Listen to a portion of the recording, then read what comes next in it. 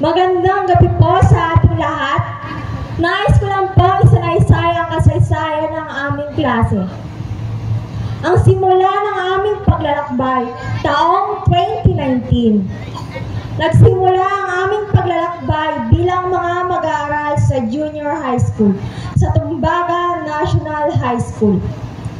Sa aming unang hakbang sa grade 7, naging buting advisor namin si Gina Cristina Rose Oblipias.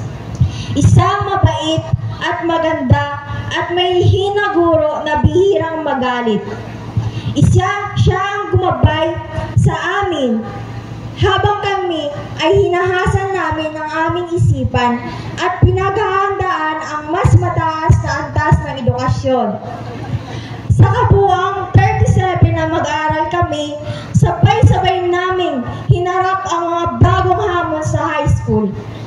Isa sa mga pinakakatuwang karanasan namin noong grade 7 ay ang intrams. Excited kami lumahok sa iba't ibang laro. Bagamat hindi kami nagwagi sa karamihan ng paligsahan, gayunpaman, nagkaroon kami ng isang panalo sa Agwan Base. Nalabis namin kinatuwa, isa rin sa tampok na bahagi ng intrams ay ang Miss Intrams, kung saan ipinanghal si Rialyn Vilagorda, samantala ang aming kaklaseng si Angel Francisco ay nagwagi ng Best and Creative Gown, isang kasuotang yari sa recycled materials tulad ng plastic. Masaya kami dahil kahit papaano ay may mga nauwi na parangal mula sa aming kaklase. Ngunit noong Marso 18, 2020, dumating ang isang hindi inaasahang pagsubok, ang pandemya. Natigil ang face-to-face classes at napilitan ito ay modular learning. Hindi kami mismo ang pumupunta sa paaralan, kundi ang aming mga magulang ang kumukuha at nagsasauli ng mga module.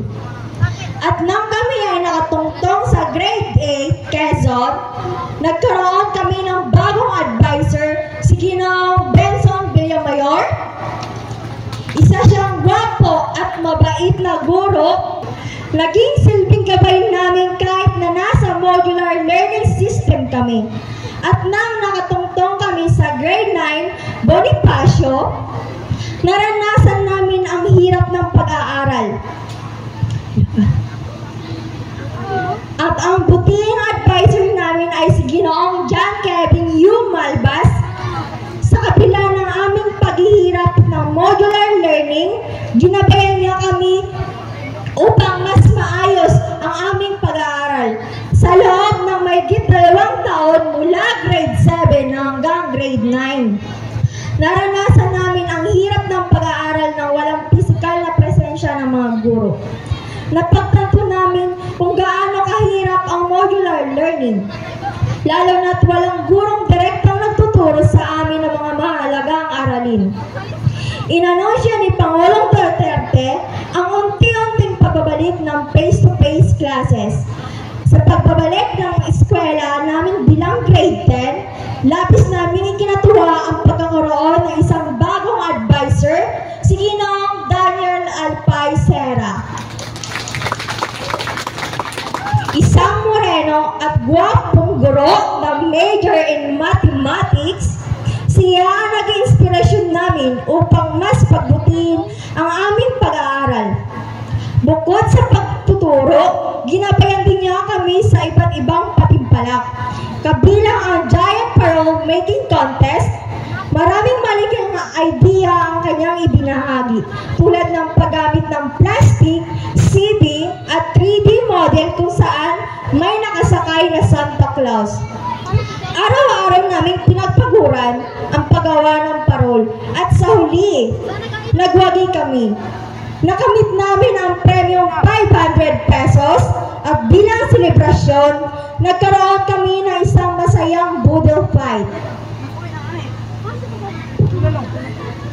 Bilang gantimpala sa aming pagsisikap, ngunit sa pagpasok ng 4th quarter, nagkaroon ng pagbabago sa aming klase. Ginoong Daniel Alpaicera at pinalitan siya ni Ginoong Francis Reniel Pilazo, isang gwapo at mabait, masayahing guro, baguhan na naka-assign sa Tumbaga National High School. Sa kabila ng biglang pagbabago, siya nagpatuloy sa paggabay sa amin hanggang sa aming pagtatapos ng junior high school. Noong kami ay nasa senior high school student sa grade 11 silver, noong una kami ay nasa 16 na mag-aaral, ngunit marami ang tumigil sa pag-aaral dahil sa hirap ng high school. Sa panibagong yugto ng aming edukasyon, nagkaroon kami ng isang buting advisor na si Binibining Nadine Kristen Derecho, isang maganda, mabait, masayahin at major in English na guro. Siya ang gumabay sa amin sa lahat ng oras at naging dahilan kung bakit mas naging maayos ang aming pag-aaral sa senior high. Isa sa mga hindi malilimutang karanasan namin sa grade 11 ay ang PE pageant, kung saan kami ay nagsuot ng iba't ibang kasuotan tulad ng gown, school uniform, summer outfit at casual wear. Taong 2024, nasa grade 12 na kami. Ngunit unti-unti kami nabawasan ng mga kaklase. Sa natitirang 8 mag-aaral, patuloy naming hinarap ang bawat hamon.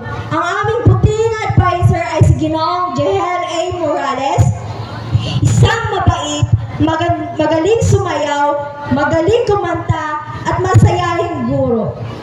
Siya ang nagbigay ng lakas ng loob sa amin, lalo na noong buwan ng wika, kung saan siya mismo ang naghanda ng aming costume. Dahil sa kanyang suporta, kami ay nagwagi laban sa iba pang grade levels. Ngunit sa pagsapit ng second semester, ng second quarter, nagdesisyon si Sir Jen na lumipat sa Pagsangan National High School. Kaya't muli nagkaroon kami ng bagong advisor. Ang aming dating guro noong grade 11 ay si Binibining Nadine Kristen Derecho. Dumating ang isang pinakamalaking pagsubok sa aming buhay bilang isang estudyante, ang work immersion. Kami ay inalagay sa Tumbaga Elementary School kung saan kami ay naka-assign sa iba't ibang baitang. Mahigit 2 linggo kami nag-immersion at tunay kami nag-enjoy sa pagtuturo ng mga bata. Isa rin sa mga pinakahintay namin bilang mga grade 12 students ay ang pictorial, na siyang pinaka-exciting na bahagi ng aming high school journey. Sa wakas, naranasan namin ang pagsuot ng itim na toga bilang tanda ng aming pagtatapos. Sa aming paglalakbay mula grade 7 hanggang grade 12, napatunayan namin ang aming katatagan bilang isang kaklase. Sa kabila ng mga pagsubok ng pandemya, modular learning at ibang-ibang hamon sa akademiko, kami ay magtatagumpay na makarating sa dulo ng aming high school journey. Sa darating na pagtatapos, bitbit namin ang bawat alaala at aral na aming natutunan. Handa na kaming harapin ang susunod na kabanata ng aming buhay. Handa na sa mas mataas na pangarap at mas maliwanag na kinabukasan. Muli, ako po si Hazel S. Sumalino, nagmula sa Grade 12 Gold. Maraming salamat po.